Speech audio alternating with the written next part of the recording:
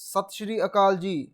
ਸਵਾਗਤ ਹੈ ਤੁਹਾਡਾ ਫਤਿਹ ਸਰ ਜੀਐਸ ਕਲਾਸਿਸ ਦੇ YouTube ਚੈਨਲ ਤੇ। ਅਸੀਂ ਤੁਹਾਡੇ ਲਈ ਜੋ ਕਿ ਅਪਕਮਿੰਗ ਐਗਜ਼ਾਮ ਨੇ ਨੈਬ ਤਹਿਸੀਲਦਾਰ ਤੇ ਕੋਆਪਰੇਟਿਵ ਇੰਸਪੈਕਟਰ, ਇਹਨਾਂ ਦੋ ਐਗਜ਼ਾਮ ਦੇ ਲਈ ਇੰਡੀਅਨ ਪੋਲਿਟੀ ਲੈ ਕੇ ਆਏ ਹਾਂ। ਇਹ ਜੋ ਇੰਡੀਅਨ ਪੋਲਿਟੀ ਹੈ ਇਹਨੂੰ ਅਸੀਂ MCQs ਦੇ ਥਰੂ ਕਰਾਂਗੇ ਤੇ ਸਪੈਸ਼ਲ ਪੰਜਾਬੀ ਵਿੱਚ ਇਹ ਪੂਰਾ ਲੈਕਚਰ ਹੋਣ ਵਾਲਾ ਹੈ ਜੀ। ਠੀਕ ਹੈ ਜੀ। ਇਸ ਵੀਡੀਓ ਤੋਂ ਪਹਿਲਾਂ ਆਲਰੇਡੀ 2 ਭਾਗ ਆ ਚੁੱਕੇ ਆ, ਉਮੀਦ ਆ ਤੁਸੀਂ ਉਹ ਜ਼ਰੂਰ ਦੇਖੇ ਹੋਣਗੇ। ਜੇ ਨਹੀਂ ਦੇਖੇ ਤਾਂ ਇਸ ਭਾਗ ਨੂੰ ਦੇਖਣ ਤੋਂ ਬਾਅਦ ਉਹਨੂੰ ਜ਼ਰੂਰ ਦੇਖ ਲਿਓ, ਕਿਉਂਕਿ ਇਸ ਸੀਰੀਜ਼ ਦੇ ਵਿੱਚ ਅਸੀਂ MCQs ਤਾਂ ਕਰ ਹੀ ਰਹੇ ਹਾਂ, ਲੇਕਿਨ ਉਹਦੇ ਨਾਲ ਨਾਲ ਉਹਨਾਂ MCQs ਦੀ ਕਾਫੀ ਸਾਰੀ ਡਿਟੇਲ ਵੀ ਕਰ ਰਹੇ ਹਾਂ।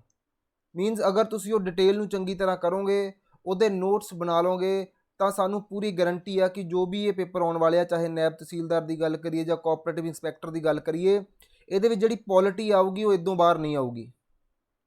ਕਲੀਅਰ ਹੈ ਜੀ। ਤਾਂ ਚਲੋ ਸਟਾਰਟ ਕਰਦੇ ਹਾਂ ਅੱਜ ਦੀ ਵੀਡੀਓ। ਤੇ ਜੇ ਤੁਸੀਂ ਮੇਰੇ YouTube ਚੈਨਲ ਤੇ ਨਵੇਂ ਹੋ ਤਾਂ ਚੈਨਲ ਨੂੰ ਸਬਸਕ੍ਰਾਈਬ ਜ਼ਰੂਰ ਕਰੋ ਤੇ ਵੀਡੀਓ ਨੂੰ ਲਾਈਕ ਕਰੋ, ਆਪਣੇ ਦੋਸਤਾਂ ਨਾਲ ਸ਼ੇਅਰ ਜ਼ਰੂਰ ਕਰ ਲਓ। ਤੇ ਕਦੇ ਕਦੇ ਮੈਂ ਕੁਐਸਚਨ ਵੀ ਪੁੱਛਦਾ ਹੁੰਦਾ ਵੀਡੀਓ ਦੇ ਵਿੱਚ, ਜੋ ਵੀ ਕੁਐਸਚਨ ਪੁੱਛਾਂ ਉਹਦਾ ਆਨਸਰ ਜ਼ਰੂਰ ਕਰਿਆ ਕਰੋ ਜੀ। ਹਾਂਜੀ ਚਲੋ ਸ਼ੁਰੂ ਕਰਦੇ ਹਾਂ। ਅੱਜ ਦਾ ਕੁਐਸਚਨ ਨੰਬਰ ਫਸਟ, ਇਹ ਪੂਰੀ ਸੀਰੀਜ਼ ਆ, ਜਿਵੇਂ ਕਿ ਮੈਂ ਤੁਹਾਨੂੰ ਦੱਸਿਆ ਕਿ ਇਸ ਸੀਰੀਜ਼ ਦੇ ਵਿੱਚ ਮੈਂ ਲਗਭਗ 500 MCQs ਕਰਵਾਉਣੇ ਆ। ਤੇ ਉਹਦੇ ਵਿੱਚ ਹੈਗਾ ਸਾਡੇ ਕੋਲ ਕੁਐਸਚਨ ਨੰਬਰ 61, 61 ਨੰਬਰ ਕੁਐਸਚਨ। ਸਾਡੇ ਕੋਲ ਪਹਿਲੀ ਸਟੇਟਮੈਂਟ ਆ, ਕੁਐਸਚਨ ਦੀ ਸਾਡੀ ਸਟੇਟਮੈਂਟ ਕੀ ਹੈ ਜੀ, constitution of India came into force. ਜਿਹੜਾ ਇੰਡੀਆ ਦਾ ਕਨਸਟੀਟਿਊਸ਼ਨ ਆ ਕਦੋਂ ਫੋਰਸ ਦੇ ਵਿੱਚ ਆਇਆ, ਕਦੋਂ ਉਹ ਬਣ ਕੇ, ਦੇਖੋ ਦੋ ਚੀਜ਼ਾਂ ਆ, ਇੱਕ ਆ ਕਨਸਟੀਟਿਊਸ਼ਨ ਬਣ ਕੇ ਤਿਆਰ ਹੋਣਾ ਅਡੋਪਟ, ਤੇ ਦੂਜਾ ਕਦੋਂ ਦੀ ਕਮੈਂਸਮੈਂਟ ਹੋਈ ਆ। ਇਹ ਮੈਂ ਕਾਫੀ ਇਹ ਤੋਂ ਪਹਿਲੇ ਲੈਕਚਰ ਦੇ ਵਿੱਚ ਡਿਟੇਲ 'ਚ ਦੱਸ ਚੁੱਕਿਆ ਇਹਨਾਂ ਦੋਨਾਂ ਡੇਟਸ ਦੇ ਬਾਰੇ। ਤੇ ਜਿਹੜਾ ਸਾਡੇ ਕੋਲ ਆਪਸ਼ਨ ਹੈਗੇ ਆ 1951, ਦੂਜਾ ਆਪਸ਼ਨ ਸਾਡੇ ਕੋਲ ਹੈਗਾ 1956, ਤੀਜਾ ਆਪਸ਼ਨ ਹੈਗਾ 1950 ਤੇ ਚੌਥਾ ਹੈਗਾ 1949। ਤੇ ਜੋ ਕਿ ਦਾ ਸਹੀ ਆਨਸਰ ਇਹ ਹੋਏਗਾ ਜੀ 1950, 1950। ਜੇ ਮੈਂ ਸਹੀ ਡੇਟ ਦੀ ਗੱਲ ਕਰਾਂ ਤਾਂ 26 ਜਨਵਰੀ 1950। ਤੇ ਮੈਂ ਇਹ ਵੀ ਦੱਸਿਆ ਸੀਗਾ ਕਿ 26 ਨਵੰਬਰ 1949 ਨੂੰ ਅਸੀਂ ਅਡੋਪਟ ਕੀਤਾ ਸੀਗਾ ਇਸ ਕਨਸਟੀਟਿਊਸ਼ਨ ਨੂੰ। ਚਲੋ ਜੀ ਅੱਗੇ ਦੇਖਦੇ ਹਾਂ ਕੁਐਸਚਨ ਨੰਬਰ 62।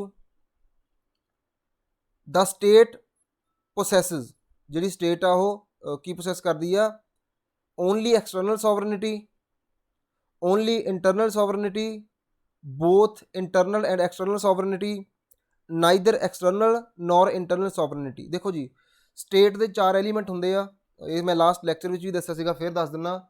ਸਾਡੇ ਕੋਲ ਜਿਹੜੀ ਸਟੇਟ ਆ ਮੀਨਸ ਕੰਟਰੀ, ਉਹਦੇ 4 ਸਾਡੇ ਕੋਲ ਹੁੰਦੇ ਆ ਜੀ ਐਲੀਮੈਂਟ। ਪਹਿਲਾ ਹੁੰਦਾ ਉਹਦੀ ਲੈਂਡ, ਜਿਹਨੂੰ ਅਸੀਂ ਟੈਰੀਟਰੀ ਵੀ ਕਹਿ ਸਕਦੇ ਹਾਂ। ਦੂਜੇ ਨੰਬਰ 'ਤੇ ਸਾਡੇ ਕੋਲ ਹੋਊਗੀ ਉਹਦੀ ਪੋਪੂਲੇਸ਼ਨ, ਤੀਜੇ ਨੰਬਰ 'ਤੇ ਸਾਡੇ ਕੋਲ ਹੋਊਗੀ ਜੀ ਗੌਰਮੈਂਟ, ਤੇ ਚੌਥੇ ਨੰਬਰ 'ਤੇ ਹੁੰਦੀ ਹੈ ਸਾਡੀ ਸੋਵਰਨਿਟੀ। ਇਹ ਕਹਿੰਦੇ ਆ ਕਿ ਸਟੇਟ ਦੇ ਵਿੱਚ ਜਿਹੜੀ ਸੋਵਰਨਿਟੀ ਹੁੰਦੀ ਆ, ਸੋਵਰਨਿਟੀ ਦਾ ਮਤਲਬ ਆ ਕਿ ਜਿਹੜੀ ਸਰਕਾਰ ਆ ਜਾਂ ਉਸ ਕੰਟਰੀ ਦਾ ਜਿਹੜਾ ਪਾਰਲੀਮੈਂਟ ਆ, ਉਹ ਆਪਣੇ ਡਿਸੀਜ਼ਨ ਲੈਣ ਦੇ ਲਈ ਫਰੀडम ਆ ਉਹਦੇ ਕੋਲ, ਉਹ ਆਪਦੇ ਡਿਸੀਜ਼ਨ ਆਪਦੀ ਮਰਜ਼ੀ ਨਾਲ ਲੈ ਸਕਦਾ, ਇਹਨੂੰ ਸੋਵਰਨਿਟੀ ਅਸੀਂ ਕਹਿੰਦੇ ਆ। ਤੇ ਸਾਡੇ ਕੁਐਸਚਨ ਦਾ ਜਿਹੜਾ ਆਨਸਰ ਹੈਗਾ ਉਹ ਹੈਗਾ ਆਪਸ਼ਨ ਨੰਬਰ 3, ਕਿ ਉਹੀ ਸਟੇਟ ਹੁੰਦੀ ਆ ਜਿਹਦੇ ਕੋਲ ਇੰਟਰਨਲ ਅਤੇ ਐਕਸਟਰਨਲ ਸੋਵਰਨਿਟੀ ਹੋਵੇ। ਮੀਨਸ ਕੋਈ ਵੀ ਇੰਟਰਨਲ ਇੱਦਾਂ ਦੀ ਪਾਵਰ ਨਾ ਹੋਵੇ ਕੰਟਰੀ ਵਿੱਚ ਜੋ ਕਿ ਉਹਨਾਂ 'ਤੇ ਦਬਾਅ ਬਣਾ ਸਕੇ, ਤੇ ਨਾ ਹੀ ਕੋਈ ਐਕਸਟਰਨਲ ਇੱਦਾਂ ਦੀ ਪਾਵਰ ਹੋਵੇ ਜੋ ਉਹਨਾਂ ਨੂੰ ਉਹਨਾਂ ਦੇ ਡਿਸੀਜ਼ਨ ਦੇ ਵਿੱਚ ਦਿੱਕਤ ਕਰੇ। ਤੇ option number 3 is the correct answer. ਹਾਂਜੀ ਨੈਕਸਟ ਕੁਐਸਚਨ ਹੈ ਸਾਡੇ ਕੋਲੇ, the government of India act 1935 was based on. ਜਿਹੜਾ ਕਹਿੰਦੇ ਗੌਰਮੈਂਟ ਆਫ ਇੰਡੀਆ ਐਕਟ ਆ ਉਹ ਕਾਹਦੇ ਤੇ ਬੇਸ ਸੀਗਾ। ਸਾਡੇ ਕੋਲ ਆਪਸ਼ਨ ਹੈਗਾ ਸਾਈਮਨ ਕਮਿਸ਼ਨ, ਸੈਕਿੰਡ ਹੈਗਾ ਸਾਡੇ ਕੋਲ ਲਾਰਡ ਕਰਜ਼ਨ ਕਮਿਸ਼ਨ, ਥਰਡ ਹੈਗਾ ਜੀ ਡਿਮੀਟਰੋਵ ਥੀਸਿਸ, ਤੇ ਫੋਰਥ ਸਾਡੇ ਕੋਲ ਹੈਗਾ ਲਾਰਡ ਕਲਾਈਵਜ਼ ਰਿਪੋਰਟ। ਤੇ ਜਿਹੜਾ ਇਹਦਾ ਸਹੀ ਆਨਸਰ ਹੈ ਉਹ ਸਾਡੇ ਕੋਲ ਹੈਗਾ ਸਾਈਮਨ ਕਮਿਸ਼ਨ ਰਿਪੋਰਟ। ਇਹ ਜਿਹੜੀ ਸਾਈਮਨ ਕਮਿਸ਼ਨ ਦੀ ਰਿਪੋਰਟ ਆ ਇਹ 1927 ਵਿੱਚ, ਸਾਨੂੰ ਪਤਾ ਸਾਈਮਨ ਕਮਿਸ਼ਨ ਇੰਡੀਆ ਆਇਆ ਸੀਗਾ, ਭਾਰਤ ਆਇਆ ਸੀਗਾ, ਜਿਹਦੇ ਵਿੱਚ ਨਾਅਰੇ ਲੱਗੇ ਸੀਗੇ Simon commission go back go back. ਤੇ ਇਸੇ ਸੰਘਰਸ਼ ਦੇ ਵਿੱਚ ਸਾਡੇ ਜਿਹੜੇ ਲਾਲਾ ਲਾਜਪਤ ਰਾਏ ਜੀ ਉਹਨਾਂ ਦੀ ਜਾਨ ਵੀ ਗਈ ਸੀਗੀ। ਨੈਕਸਟ ਸਾਡੇ ਕੋਲ ਕੁਐਸਚਨ ਹੈ 64, who describe the government of India act 1935 as a new charter of bondage. Bondage ਦਾ ਇੱਕ ਨਵਾਂ ਚਾਰਟਰ ਆ, ਇਹ ਕਿਹਨੇ ਕਿਹਾ ਸੀਗਾ ਜੀ। ਸਾਡੇ ਕੋਲ ਆਪਸ਼ਨ ਨੇ ਜੀ, option number 1 Mahatma Gandhi, option number 2 Rajendra Prasad, ਤੇ ਆਪਸ਼ਨ ਨੰਬਰ 3 ਨੇ ਜੀ ਪੰਡਿਤ ਜਵਾਹਰ ਲਾਲ ਨਹਿਰੂ ਜੀ, ਆਪਸ਼ਨ ਨੰਬਰ 4 ਨੇ ਡਾਕਟਰ BR ਅੰਬੇਦਕਰ ਜੀ। ਤੇ ਜੋ ਇਹਦਾ ਸਹੀ ਆਨਸਰ ਇਹ ਹੋਏਗਾ Pandit Jawahar Lal Nehru ji, option number 3। Question number 65 ਸਾਡੇ ਕੋਲ ਹੈਗਾ ਜੀ, who is the custodian of the Indian constitution. ਜਿਹੜਾ ਸਾਡਾ ਇੰਡੀਅਨ ਕਨਸਟੀਟਿਊਸ਼ਨ ਉਹਦੇ ਕਸਟੋਡੀਅਨ ਕੌਣ ਨੇ, ਉਹਦੀ ਦੇਖਭਾਲ ਕੌਣ ਕਰ ਸਕਦੇ ਨੇ। ਆਪਸ਼ਨ ਨੰਬਰ 1 ਹੈ ਸਾਡੇ ਕੋਲ ਪ੍ਰੈਜ਼ੀਡੈਂਟ ਆਫ ਇੰਡੀਆ, ਇੱਥੇ ਕੁਐਸਚਨ ਮਾਰਕ ਗਲਤ ਆ ਗਿਆ, ਇਹ ਨਹੀਂ ਹੋਣਾ ਚਾਹੀਦਾ ਸੀਗਾ। ਆਪਸ਼ਨ ਨੰਬਰ 2 ਹੈ ਸਾਡੇ ਕੋਲ ਜੀ ਦ chief justice of India. Option number 3 ਹੈ ਸਾਡੇ ਕੋਲੇ ਪ੍ਰਾਈਮ ਮਿਨਿਸਟਰ ਆਫ ਇੰਡੀਆ। 4 ਹੈ ਚੇਅਰਮੈਨ ਆਫ ਰਾਜ ਸਭਾ। ਤੇ ਜਿਹੜਾ ਇਹਦਾ ਸਹੀ ਆਨਸਰ ਇਹ ਹੋਏਗਾ ਸਾਡੇ ਕੋਲੇ chief justice of India. Option ਦੇ ਵਿੱਚ ਤੁਹਾਨੂੰ ਜੁਡੀਸ਼ਰੀ ਵੀ ਆ ਸਕਦਾ ਹੈ, ਠੀਕ ਆ, ਤੇ ਧਿਆਨ ਰੱਖਣਾ ਜੁਡੀਸ਼ਰੀ ਵੀ ਇਹਦਾ ਆਨਸਰ ਹੋ ਸਕਦਾ ਹੈ।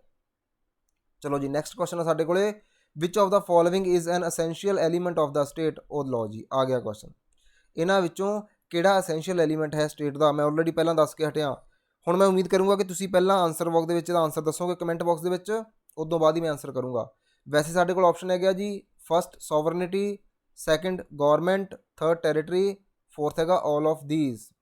ਤੇ ਇਹਦਾ ਸਹੀ ਆਨਸਰ ਹੈਗਾ ਆਪਸ਼ਨ ਨੰਬਰ 4 ਆਲ ਦੀਜ਼, ਸਾਰੇ ਹੀ। ਈਵਨ ਇਹਦੇ ਵਿੱਚ ਇੱਕ ਨਹੀਂ ਵੀ ਮੈਂਸ਼ਨ ਕੀਤਾ, ਉਹ ਆਨਸਰ ਦੇ ਮੈਨੂੰ ਕਮੈਂਟ ਬਾਕਸ ਵਿੱਚ ਦੱਸੋ ਕਿ ਉਹ ਕਿਹੜਾ ਹੈ ਜਿਹੜਾ ਇਹਦੇ ਵਿੱਚ ਮੈਂਸ਼ਨ ਨਹੀਂ ਕੀਤਾ ਗਿਆ।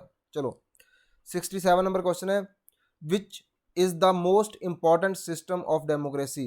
ਇਹਨਾਂ ਵਿੱਚੋਂ ਕਿਹੜਾ ਮੋਸਟ ਇੰਪੋਰਟੈਂਟ ਜਿਹੜਾ ਸਿਸਟਮ ਆ ਡੈਮੋਕ੍ਰੇਸੀ ਦੇ ਵਿੱਚ ਹੈ? ਠੀਕ ਹੈ, ਆਪਸ਼ਨ ਨੰਬਰ ਫਸਟ ਸਾਡੇ ਕੋਲ ਹੈਗਾ ਸੋਸ਼ਲ, ਪੋਲੀਟੀਕਲ, ਇਕਨੋਮਿਕ ਤੇ ਗੌਰਮੈਂਟਲ। ਤੇ ਸਾਡਾ ਜਿਹੜਾ ਸਹੀ ਆਨਸਰ ਹੋਏਗਾ ਪੋਲੀਟੀਕਲ, ਆਪਸ਼ਨ ਨੰਬਰ 2। ਪੋਲੀਟੀਕਲ ਜਿਹੜਾ ਡੈਮੋਕ੍ਰੇਸੀ ਆ ਉਹ ਸਭ ਤੋਂ ਮੋਸਟ ਇੰਪੋਰਟੈਂਟ ਪਾਰਟ ਆ ਡੈਮੋਕ੍ਰੇਸੀ ਦਾ, ਪੋਲੀਟੀਕਲ। ਨੈਕਸਟ ਸਾਡੇ ਕੋਲ ਹੈਗਾ 68 where do we find the ideas of Indian democracy in the constitution. ਕਹਿੰਦੇ ਸਾਨੂੰ ਇੰਡੀਅਨ ਡੈਮੋਕ੍ਰੇਸੀ ਦਾ ਜਿਹੜਾ ਆਈਡੀਆ ਆ ਉਹ ਇੰਡੀਅਨ ਕੌਨਸਟੀਟਿਊਸ਼ਨ ਦੇ ਵਿੱਚੋਂ ਕਿੱਥੋਂ ਮਿਲਦਾ ਆ? ਸਾਡੇ ਕੋਲ ਆਪਸ਼ਨ ਹੈਗਾ ਜੀ ਦਾ ਪ੍ਰੀਐਮਬਲ, ਸੈਕਿੰਡ ਹੈਗਾ ਸਾਡੇ ਕੋਲੇ ਪਾਰਟ ਥਰਡ ਹੈਗਾ ਸਾਡੇ ਕੋਲੇ ਪਾਰਟ ਫੋਰਥ, ਤੇ ਫੋਰਥ ਹੈਗਾ ਸਾਡੇ ਕੋਲੇ ਜੀ ਪਾਰਟ ਫਸਟ। ਦੇਖੋ ਜਿਹੜਾ ਡੈਮੋਕ੍ਰੇਸੀ ਦੀ ਗੱਲ ਆ ਉਹ ਸਾਨੂੰ ਪ੍ਰੀਐਮਬਲ ਵਿੱਚ ਮਿਲਦਾ। ਜਿਵੇਂ ਕਿ ਤੁਸੀਂ ਜੇ ਪ੍ਰੀਐਮਬਲ ਪੜ੍ਹਿਆ ਹੋਊਗਾ ਉੱਥੇ ਲਿਖਿਆ ਹੁੰਦਾ we the people of India, ਠੀਕ ਆ, ਉਹਦੇ ਥੱਲੇ ਲਿਖਿਆ ਹੁੰਦਾ sovereign, socialist, secular and democratic. Sovereign, socialist, secular, democratic and republic. ਤੇ ਉੱਥੇ ਲਿਖਿਆ ਕਿ ਸਾਡੀ ਕੰਟਰੀ ਇੱਕ ਡੈਮੋਕ੍ਰੈਟਿਕ ਕੰਟਰੀ ਆ। ਤੇ ਪਾਰਟ ਥਰਡ ਦੇ ਵਿੱਚ ਸਾਡੇ ਕੋਲ ਆਉਂਦੇ ਆ ਜੀ ਸਾਡੇ ਫੰਡਾਮੈਂਟਲ ਰਾਈਟ। ਪਾਰਟ 4 ਵਿੱਚ ਸਾਡੇ ਆਉਂਦੇ ਆ DPSP। ਤੇ ਸਾਡੇ ਕੋਲ ਪਾਰਟ ਫਸਟ ਦੇ ਵਿੱਚ ਹੈਗਾ ਆਰਟੀਕਲ ਫਸਟ ਤੋਂ ਲੈ ਕੇ ਆਰਟੀਕਲ 4 ਤੱਕ। ਕਲੀਅਰ ਹੈ? ਚਲਿਏ ਅੱਗੇ। ਇਹ ਜਿਹੜੀ ਐਕਸਟਰਾ ਇਨਫੋਰਮੇਸ਼ਨ ਹੈ ਉਹਨੂੰ ਨੋਟ ਕਰਦੇ ਰਹੋ। ਕੁਐਸਚਨ ਨੰਬਰ 69 ਦਾ ਸਟੇਟ ਆਪਰੇਟਸ ਥਰੂ। ਸਟੇਟ ਨੂੰ ਅਸੀਂ ਕਾਹਦੇ ਥਰੂ ਆਪਰੇਟ ਕਰ ਸਕਦੇ ਹਾਂ? ਇੱਥੇ ਸਟੇਟ ਦੀ ਗੱਲ ਕੀਤੀ ਜਾਵੇ ਤਾਂ ਇਹ ਕੰਟਰੀ ਨੂੰ ਸਟੇਟ ਐਜ਼ ਅ ਸਟੇਟ ਕਹਿ ਰਹੇ ਆ, ਠੀਕ ਹੈ। ਤੁਸੀਂ ਇਹਨੂੰ ਸਟੇਟ ਪਰਟੀਕੂਲਰ ਸਟੇਟ ਨਾਲ ਲੈ ਜਿਓ। ਸਾਡੇ ਕੋਲ ਫਸਟ ਹੈਗਾ ਜੀ ਪੋਲੀਟੀਕਲ ਪਾਰਟੀ। ਹੁਣ ਦੇਖੋ ਜੇ ਆਪਾਂ ਗੱਲ ਕਰੀਏ ਸਾਡੀ ਕੰਟਰੀ ਵਿੱਚ ਕਿਹੜਾ ਕੌਣ ਆਪਰੇਟ ਕਰ ਰਿਹਾ, ਦੇਸ਼ ਨੂੰ ਕੌਣ ਚਲਾ ਰਿਹਾ? ਕੀ ਕੋਈ ਪੋਲੀਟੀਕਲ ਪਾਰਟੀ ਚਲਾ ਰਹੀ ਆ, ਕੀ ਪਾਰਟੀ ਪ੍ਰੈਜ਼ੀਡੈਂਟ ਚਲਾ ਰਹੇ ਆ, ਜਾਂ ਗੌਰਮੈਂਟ ਚਲਾ ਰਹੀ ਹੈ ਕਿ ਪ੍ਰੈਜ਼ੀਡੈਂਟ ਚਲਾ ਰਿਹਾ? ਹਾਂਜੀ ਇਹਦਾ ਸਹੀ ਆਨਸਰ ਹੈਗਾ ਗੌਰਮੈਂਟ, ਜਿਹਨੂੰ ਅਸੀਂ ਕਹਿੰਦੇ ਹਾਂ government of India. Same state ਦੀ ਗੱਲ ਕਰੀਏ ਪੰਜਾਬ, ਹਰਿਆਣਾ, ਹਿਮਾਚਲ, ਉੱਥੇ ਵੀ ਗੌਰਮੈਂਟ ਹੀ ਹੁੰਦੀ ਹੈ ਜਿਹੜੀ ਕਿ ਦੇਸ਼ ਨੂੰ ਚਲਾ ਰਹੀ ਹੈ। ਤੇ ਇਟ ਮੀਨਸ ਸਾਡਾ ਜਿਹੜਾ ਸਹੀ ਆਨਸਰ ਹੈ ਹੋਏਗਾ ਆਪਸ਼ਨ ਨੰਬਰ 3 ਗੌਰਮੈਂਟ। ਹਾਂਜੀ ਨੈਕਸਟ ਕੁਐਸਚਨ ਦੇਖਦੇ ਹਾਂ ਸਾਡੇ ਕੋਲੇ ਕੁਐਸਚਨ ਨੰਬਰ 70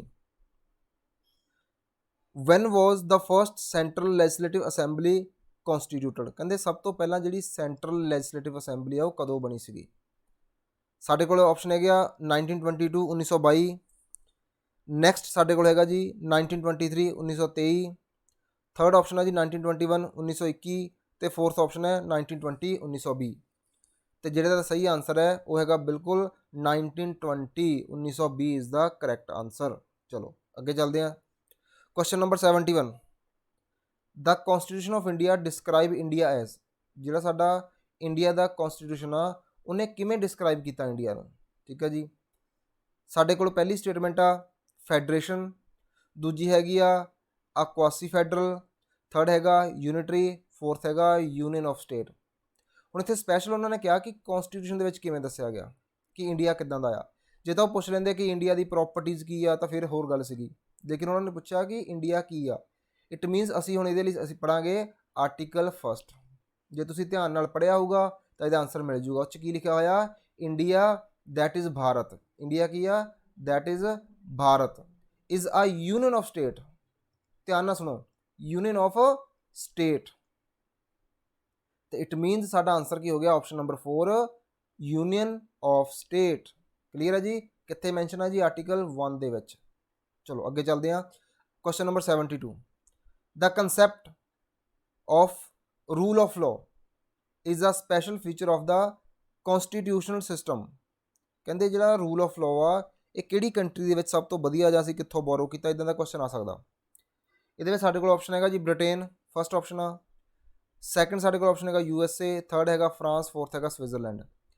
ਤੇ ਜਿਹੜਾ ਇਹਦਾ ਸਹੀ ਆਨਸਰ ਹੈ ਉਹ ਸਾਡੇ ਕੋਲ ਹੈ ਜੀ Britain.